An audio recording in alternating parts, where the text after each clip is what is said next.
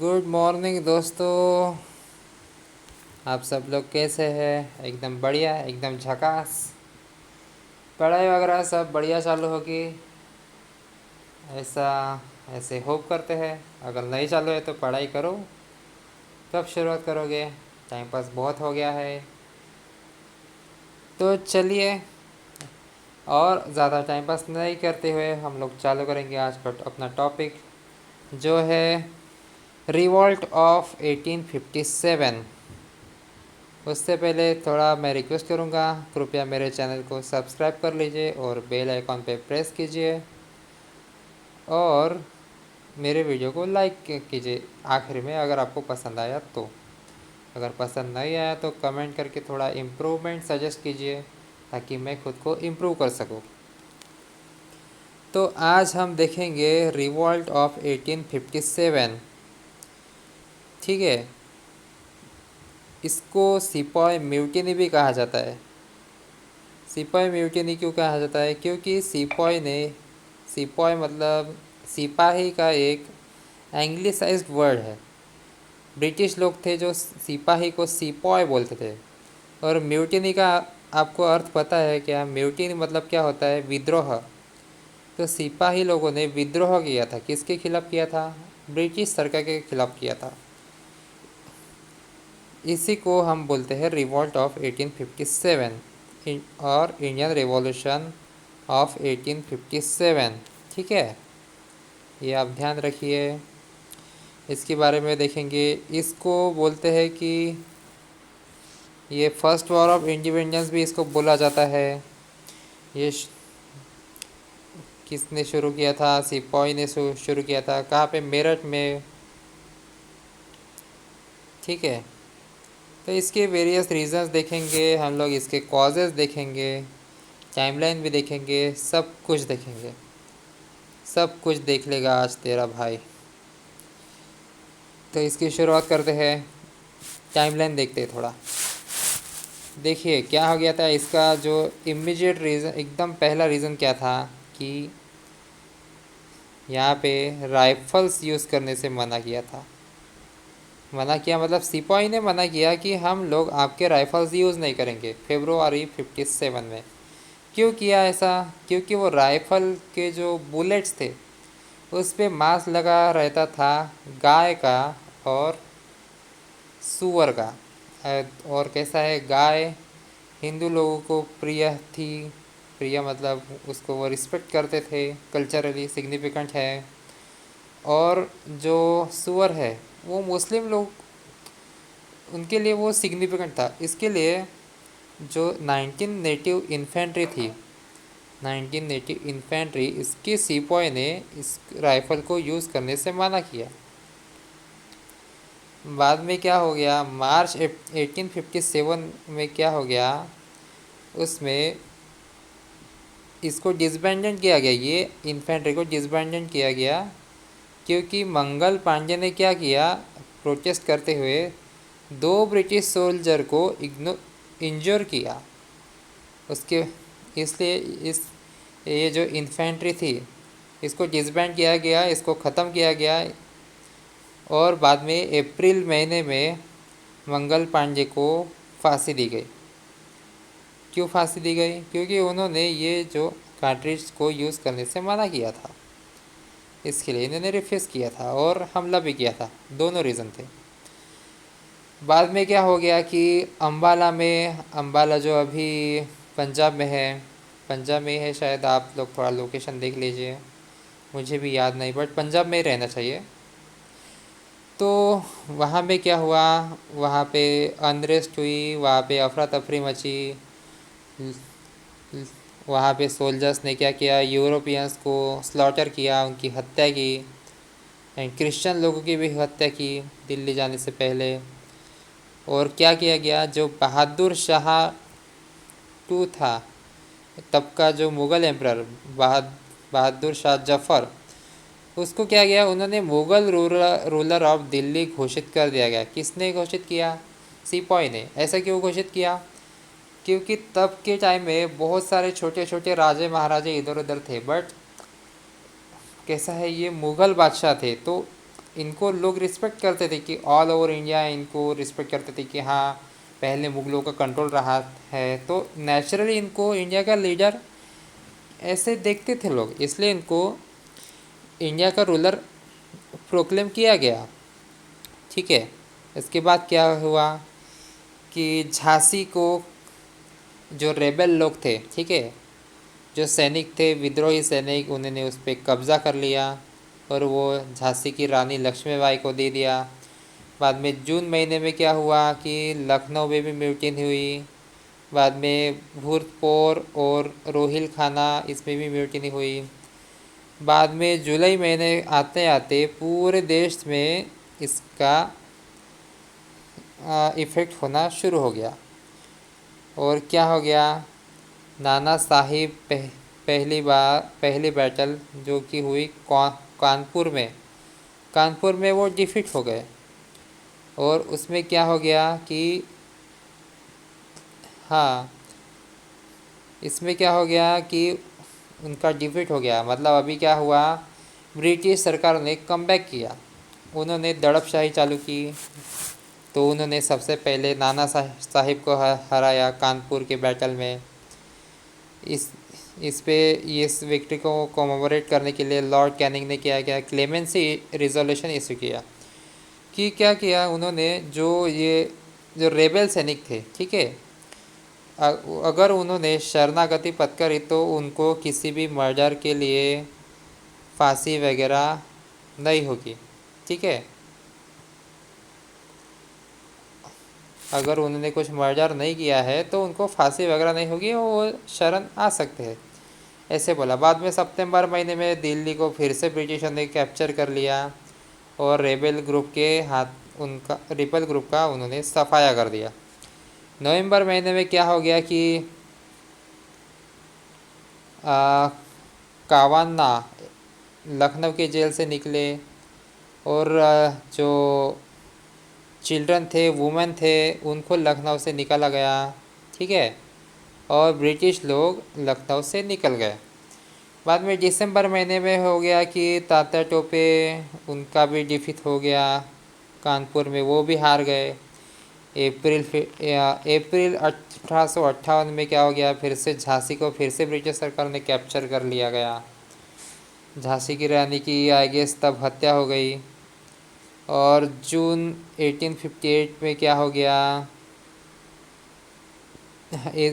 ना एक्चुअली झांसी की रानी की हत्या बाद में हो गई। जून 1858 में ग्वालियर की बैटल में झांसी की रानी की डेथ हो गई। बाद में अगस्त 58 में क्या हो गया, 1858 में अगस्त 1858 में क्या हो गया, विक्टोरिया जो इंग्लैंड की रानी थी, उन्होंने क्या किया कि इंडिया की जो अथॉरिटी थी वो ब्रिटिश ईस्ट इंडिया कंपनी से लेके वो क्राउन को सौंप दी। मतलब अब जो यहाँ पे जो राज्य कारभार था, ठीक है, जो शासन था वो कंपनी नहीं चलेगी, वो अब चलेगा ब्रिटिश क्राउन। ठीक है, इंग्लैंड की रानी संभालेगी ये सब। बाद में अप्रैल महीने में 1859 को तात्या टोपे को एग्जीक्यूट किया गया क्योंकि उन्होंने धोखा दिया। एग्जीक्यूट मतलब उनकी हत्या कर दी गई, मृत्युदंड दिया गया। बाद में जुलाई महीने में, जुलाई 1859 में ऐसा डिक्लेयर किया गया कि अभी वॉर थम गया है, अभी पीस आ गया है। अभी देखते हैं कि कॉजेज़ क्या है। देखिए, रिवॉल्ट हो गया तो कुछ ना कुछ कारण होगा कि लोगों को मजबूर हो गए कि हाँ नहीं, हमें रिवॉल्ट करना पड़ेगा, लोगों को मजबूर किया गया है। अब उसके कारण देखेंगे पॉलिटिकल कॉजेज़ क्या थी। पॉलिटिकल कॉजेज़ ये थी कि ब्रिटिशों की एक्सपांशनिस्ट स्ट्रेटजी। ब्रिटिश लोग क्या कर रहे थे ना कि अपने जो एरिया था उसको एक्सपांड करने में लगे थे। ठीक है, तो उसके लिए उन्होंने क्या किया, डॉक्ट्रिन ऑफ लैब्स लाया। और डॉक्ट्रिन ऑफ लैब्स की वजह से उन्होंने क्या किया, डायरेक्टली जो किंगडम्स वगैरह थे उनको उन पे कब्ज़ा करना शुरू कर दिया। जैसे कि अगर किसी को बायोलॉजिकल संतान नहीं है, लड़का नहीं है, तो वो बाद में ब्रिटिश सरकार में उनका राज्य आ जाएगा। अगर कोई कोई राजा अच्छे से काम नहीं कर रहा है, ऐसा डिक्लेयर करके बाद में वो राज्य ब्रिटिश साम्राज्य में शामिल कर लेते थे। तो ये एक कारण था उसमें से, ठीक है। तो कैसा है, इसकी वजह से जो राजे लोग थे वो डिस्प्लेस्ड हुए गए, वो दुखी हो गए कि उनका राज्य उनसे चला गया है, ठीक है। रानी लक्ष्मीबाई का एक एडॉप्टेड सन था जिसका नाम था, नाम तो पता नहीं, बट वो सन एडॉप्टेड था। तो इसलिए क्या किया ब्रिटिश सरकार ने, उसको थ्रोन देने से मना कर दिया क्योंकि वो एडॉप्टेड था, वो बायोलॉजिकल नहीं था। और बाद में क्या हो गया कि डॉक्ट्रिन ऑफ लैप्स की वजह से सातारा, नागपुर और झांसी जैसी किंगडम्स थी, उसको एनेक्स किया गया, उस पर कब्ज़ा किया गया ब्रिटिशों के द्वारा। इसी तरह उन्होंने जैतपुर, संबलपुर, उदयपुर पे भी कब्ज़ा किया गया। और डलहौसी ने और क्या किया गया, उसने किया अवध, अवध को भी उन्होंने अपने शासन में शामिल किया। कैसे किया, वो बोला कि एडमिनिस्ट्रेशन अच्छे से काम नहीं कर रहा है, उसकी वजह से अगर राज्य को इफ़ेक्टिवली चलाना है तो हम उस पर कब ब्रिटिश शासन में उसको शामिल कर लेते हैं। और इसका ये हो गया रिएक्शन ये हो गया कि बहुत सारे जो नोबल्स थे, ऑफिसर्स थे, रिटेनर्स थे और सोल्जर्स वगैरह थे, ये सब टोटली डिस्प्लेस्ड हो गए। एक बसी बसाई बढ़िया ज़िंदगी चल रही थी, वो सब सब घर के ना घाट के रह गए, उनको सब वहाँ से उठा के फेंक दिया कहीं पे, वो वहाँ पे नाराज़ हो गए, ऐसा है। और इकोनॉमिक, ये हो गए पॉलिटिकल कॉजेस। अब हम देखेंगे इकोनॉमिक कॉजेस। इकोनॉमिक कॉजेस क्या हो गए, इकोनॉमिक कॉजेस बोलेंगे तो क्या हो गया कि रूरल रीजन में क्या हुआ, फार्मर्स और लैंडलॉर्ड्स थे, लैंड ओनर्स थे, ठीक है। तो वो ब्रिटिशों की रेवेन्यू कलेक्शन मेथड से बहुत परेशान थे। उसमें क्या होता था कि वो रेवेन्यू बहुत ज़्यादा लेते थे ब्रिटिश, तो इसके लिए फार्मर लोग तो उतना उनका उत्पादन नहीं होता था, इसके लिए वो उतना टैक्स नहीं दे पाते थे, हाई रेवेन्यू रिक्वायरमेंट्स वो मीट नहीं कर पाते थे। उसकी वजह से क्या हो गया, वो कर्ज़े में डूब गए, ठीक है। और कर्ज़े में डूब गए, बाद में कर्ज़ा नहीं दे पाए, चुकता नहीं कर पाए, तो बाद में वो अपनी पुरानी ज़मीन जो एंसेस्ट्रल लैंड थी, पुश्तैनी ज़मीन थी, वो भी उन्होंने खो दी। और जो ब्रिटिशों के जो सिपाही थे ना, वो मोस्टली कहाँ से आते थे, वो बेचारे गरीब लोग ही रहते थे, बेचारे खेती करते थे या फिर गांव के लोग थे, वही थे सब। तो उस वो लोग इससे बहुत ज़्यादा इम्पेक्टेड थे, ठीक है। और क्या हो गया कि ये जो उनके सिपाही से भी लोग परेशान थे, बाकी लोग, क्योंकि वो जुल्म करते थे गरीब लोगों पे, उससे भी परेशान थे। और और जो पीजेंट थे, मतलब मजदूर थे, मजदूर के लेबर और लैंड ओनर, मतलब जो ज़मींदार लोग थे, इनके बीच भी थोड़ी दूरियां आ गई। दूरियां मतलब प्रॉब्लम हो गया, क्योंकि कर्ज़े की वजह से कर्ज़ा लेना पड़ रहा था, बाद में कर्ज़ा चुका नहीं पा रहे थे, बाद में ये ज़मींदार लोग उनकी ज़मीन हड़पते थे, इसकी वजह से वो भी प्रॉब्लम हो गया एक। बाद में क्या हो गया कि इंडस्ट्रियल रिवॉल्यूशन आ गया इंग्लैंड में। तो उससे क्या हो गया ना कि जो ब्रिटेन में जो गुड्स बनते थे, मतलब वहाँ पे जो माल बनता था, वो क्या होता था, वो आके वो इंडिया में बेचते थे। और क्या करते थे, यहाँ से जो रॉ मटेरियल लेके जाते थे और फिनिश्ड गुड्स लाके यहाँ बेचते थे। तो इससे क्या हो गया कि इंडिया की जो अपनी इंडस्ट्रीज़ थी, ठीक है, टेक्सटाइल्स सेक्टर्स थे, हैंडीक्राफ्ट इंडस्ट्रीज़ थी, तो ये क्या हो गया कि ये उनके साथ कंपटीशन नहीं कर पाई। क्यों नहीं कर पाए, क्योंकि वहाँ पे आ गया इंडस्ट्रियल रिवॉल्यूशन। तो उसमें क्या हुआ ना, बड़ी बड़ी मशीनों पे बहुत सारे कपड़े एकदम चीप पैसों में, मतलब बहुत कम पैसों में मिल रहे थे लोगों को। तो क्या हो रहा था, और जो अपना इंडिया में था ना वो कैसा था कि वो था हैंडमेड था। तो उसमें कैसा है, प्रोडक्शन कम होता था, मेहनत ज़्यादा लगती थी उसमें, तो उसकी कॉस्ट भी ज़्यादा होती थी। तो लोगों ने क्या किया, ये जो सस्ता जो कपड़ा था, उधर का जो सस्ता माल था वो ख़रीदना चालू कर दिया। इसकी वजह से क्या हो गया ना कि इधर के जो लोग थे वो बेरोज़गार हो गए।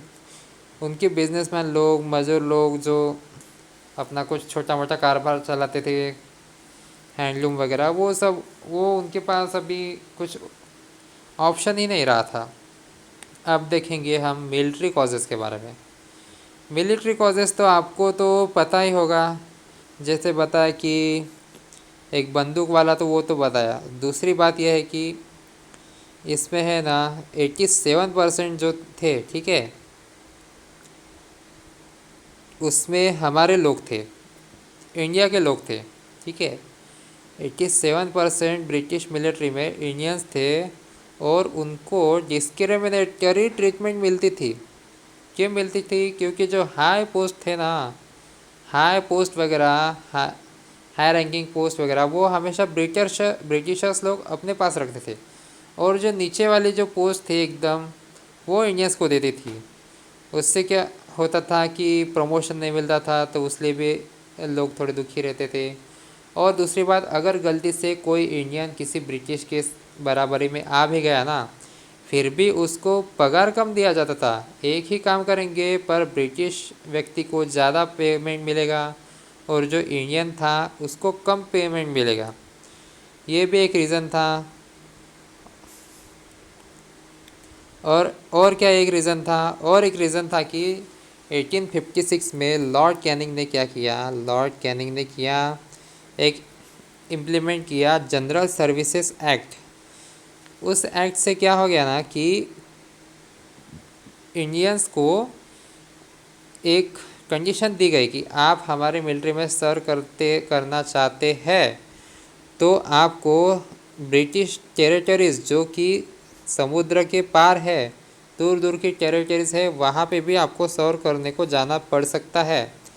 अब क्या हो गया ना, तब के ज़माने में, तब थोड़े मतलब एजुकेटेड लोग वगैरह नहीं थे, के पास एजुकेशन नहीं था, तो समझ नहीं थी, उनको लगता था, हाँ वो बोलते थे कि नहीं, हमारे धर्मों में नहीं लिखा है कि समुद्र के पार नहीं जाने का है। तो वो लोग उनको ऐसा लगता था कि ये ब्रिटिशर लोग जो है ना, ये हमारा धर्म खराब करने, हमारा धर्म भ्रष्ट करने के लिए ऐसा कर रहे हैं, ऐसा उनको लगता था।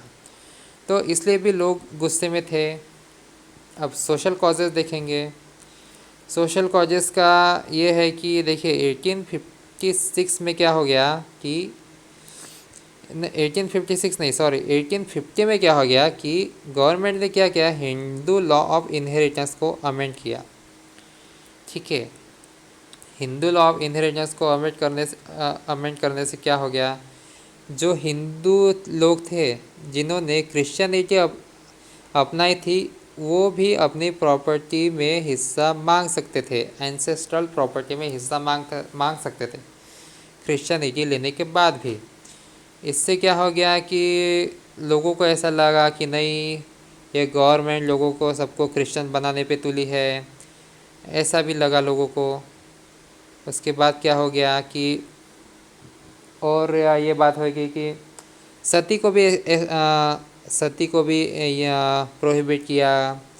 बाद में फीमेल इन्फेंटिसाइड को भी प्रोहिबिट किया कि हाँ, लड़की होगी तो इसको मार देते हैं।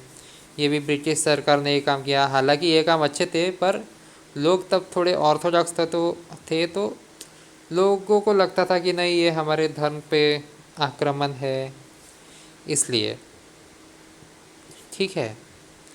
और क्या हो गया कि वेस्टर्न एजुकेशन लाया। तो वेस्टर्न एजुकेशन से क्या हो गया कि जो ट्रेडिशनल बिलीफ्स थे ना हिंदूज़ और मुस्लिम्स के, उनको चैलेंज किया गया, क्योंकि एजुकेट होगा आदमी तभी उसको थोड़ा समझेगा। तो उसको लगता था कि नहीं, ये हमारे ट्रेडिशनल मेथड्स अच्छे हैं, तो इसको ये लोग चैलेंज कर रहे हैं, इसको ये लोग बदलने की कोशिश कर रहे हैं, ठीक है। अब ब्रिटिशर्स ने रेलवे भी लाया था तब, और टेलीग्राफ सर्विसेज भी लाया था।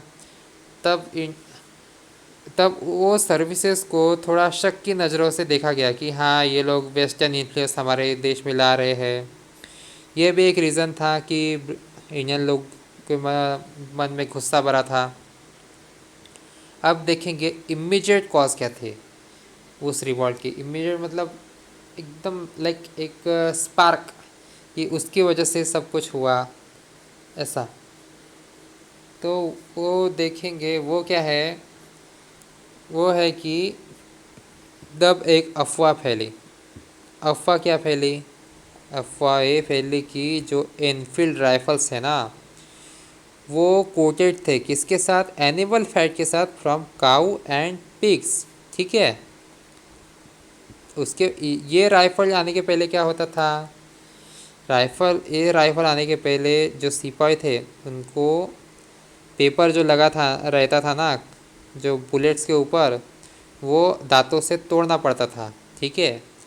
और अब उन्हें पता चल गया कि अरे इस पे तो गाय का और सूअर का मांस लगा है।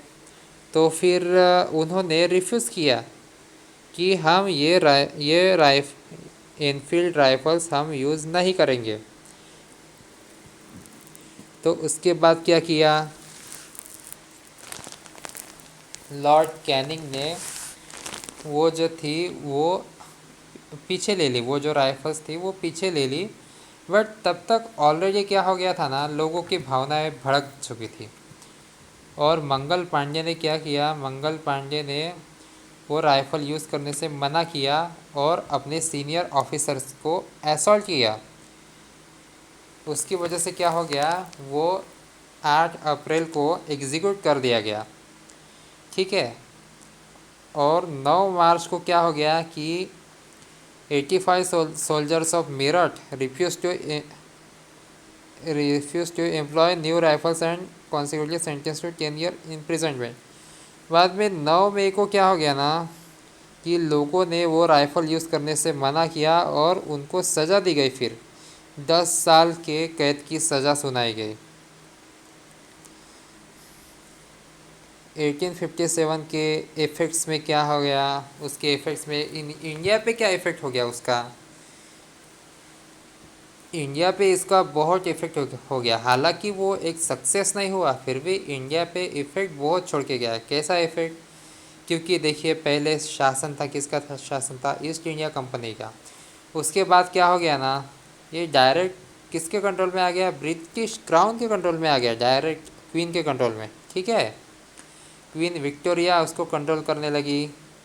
उसके बाद क्या हो गया कि अपने देश के अंदर पैट्रियोटिज़म के भावनाएं पैदा हो गई लोगों के अंदर। ठीक है। उसके बाद और क्या हो गया? लोगों में यूनिटी एंड पैट्रियोटिज़म की भावना हो गई।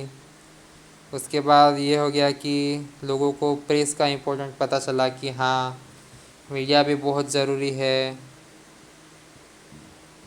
इसकी वजह से और कैसा है, इससे लोगों को पता चला कि एजुकेशन लेना चाहिए।